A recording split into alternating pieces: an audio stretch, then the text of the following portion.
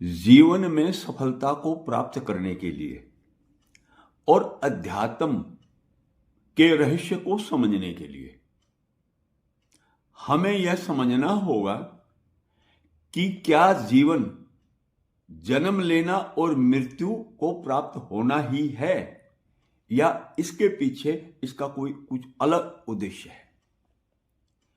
जीवन को जीने में ही हम जीवन की वास्तविक उद्देश्य को समझ सकते हैं।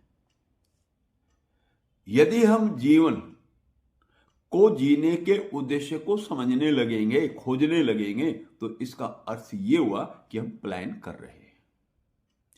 जीवन का संबंध किससे है? वह कर्तव्यों की पालना करने से है।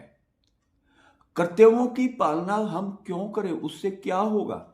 कर्तव्यों की पालना करने से क्या होगा?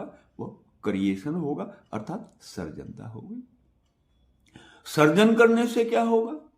व्यष्टि का निर्माण होगा, अर्थात स्वयं का निर्माण होगा, और स्वयं के निर्माण के साथ साथ हम ब्रह्मांड का भी निर्माण करते हैं। अर्थात परमात्मा हमसे यह चाहता है कि हम व्यष्टि के साथ साथ ब्रह्मांड का निर्माण करें। अब आप कहेंगे कि प्रमाण दो, इसके लिए हमें प्रमाण चाहिए।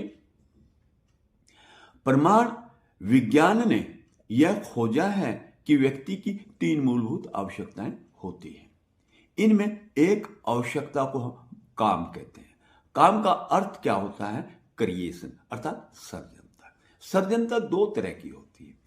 एक सर्जनता हमारे निष्ठापूर्वक कर्तव्यों की पालना करने के द्वारा होती है, और इसी को हम अध्यात्म न समझ के इसको हम धर्म समझते हैं, अर्थात यह हमारा धर्म है।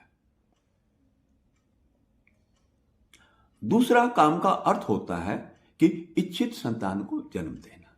हमारा जो जन्म है वो एक दुर्घटना है, घटना नहीं है। घटना कब घटित होती है? जब माता पिता को ये मालूम होता है कि हम एक पुत्र या पुत्री को जन्म देने जा रहे हैं। इस कला को सीखा जाता है।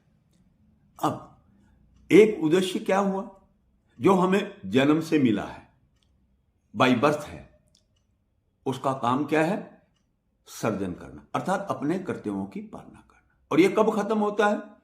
जब मृत्यु को हम प्राप्त हो जाते हैं, तब यह खत्म हो जाता है। अब दूसरा जो कर्तव्य होता है वह समय के साथ साथ बदलते रहते हैं। अब समय के साथ साथ कैसे बदलते रहते हैं?